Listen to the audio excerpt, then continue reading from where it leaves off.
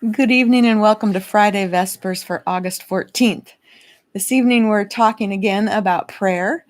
And I don't know about you, but I've had a lot of oops moments in my life. I've heard people say when they get to the ends of their lives that they have no regrets. That won't be me. I freely admit that I've made plenty of mistakes and had plenty of reasons to apologize to God and to the world. I don't know about you, but I have yet to meet the perfect human being. Maybe the perfect dog, but certainly not the perfect human. So let's turn one last time to Rabbi Gellman and Monsignor Hartman's chapter on prayer in their book, How Do You Spell God?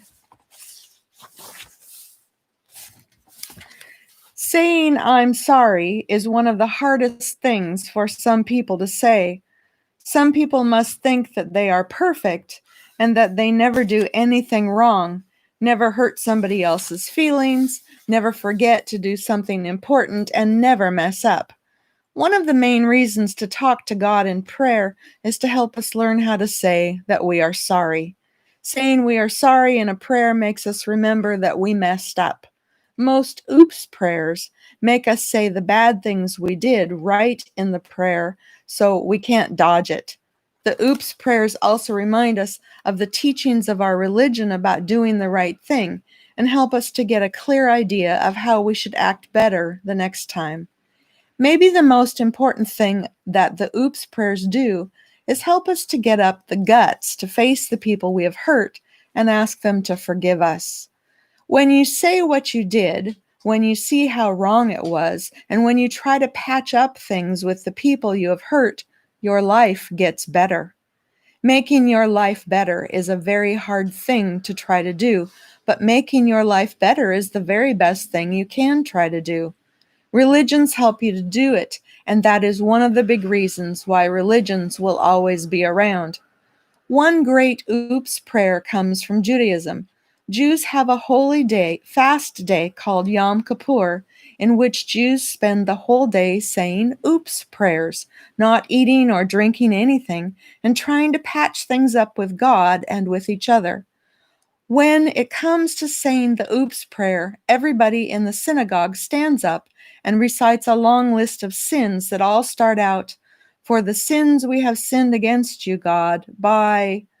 The list includes sins done in secret and sins done in front of people, sins of not respecting parents and teachers, sins of cheating, sins of making people do what we want just because we have power over them, sins of gossip and sins of swearing, sins of anger, sins of jealousy, sins of hitting, and sins of thinking about hitting. After the long list, everybody says, "For all these sins, God of mercy, forgive us, pardon us, grant us atonement." Christians have a lot of oops prayers. They are said at the beginning of almost every prayer service. Catholics say an oops prayer at the beginning of the Mass. They also have a special oops prayer called the Act of Contrition that goes like this: "My God, I am sorry for my sins with all my heart. In choosing to do wrong and failing to do good, I have sinned against you, whom I should love above all things. I firmly intend, with your help, to do penance, to sin no more, and to avoid whatever leads me to sin. Jesus Christ suffered and died for us. In his name, dear God, forgive me. Amen." Muslims pray to Allah 5 times a day, and there's an oops prayer in there each time. It's called the supplication for forgiveness. The prayer is, "O Allah, forgive me and forgive my parents. Please bless them as they have raised me from when I was an infant. O Allah, I have been greatly unjust to myself, and none grant protection against faults but you. Please protect me with a protection that comes from you. Have mercy on me. You are the forgiving one, the merciful one." There is a Tibetan Buddhist oops prayer that goes like this: "In this life which has no beginning and no end, in this life or in other lives, because of my ignorance, I have done many wrongs. I also told others to do no wrong, and I have been happy when they did wrong. Now that I understand my faults, I confess them to the protectors from my heart. I join my palms asking the Buddhas of all directions, please light the lamp of the teaching for beings who suffer in dark confusion. Hindus learned this Oops prayer from the Rig Veda. What then, O Varuna, is my greatest sin? Tell me, O God, who knows all and lacks nothing, so that I can quickly bow down and ask pardon. Set us free from the yoke of the sins of our fathers, and also from the sins we have done ourselves. Release your servant, as a thief is set free from his crime, or as a calf is set free from the leash. As we close today, let's take in a deep cleansing breath of forgiveness. Yep, just inhale and forgive yourself for being human, for doing and saying stupid things. Remind yourself that God understands.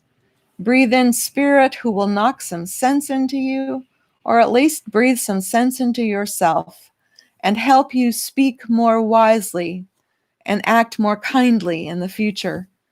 As you breathe out, let go of anything that's holding you back, keeping you from letting go of those mistakes, stopping you from admitting them, keeping your lips clenched when they should be opening and apologizing to God and to those you have wronged. And as you breathe in the freedom that comes with renewal and restoration and your fresh new path, and the knowledge that when you screw up again, because you will, you can always come to God and discuss it again. And there you will find understanding. Have a great weekend.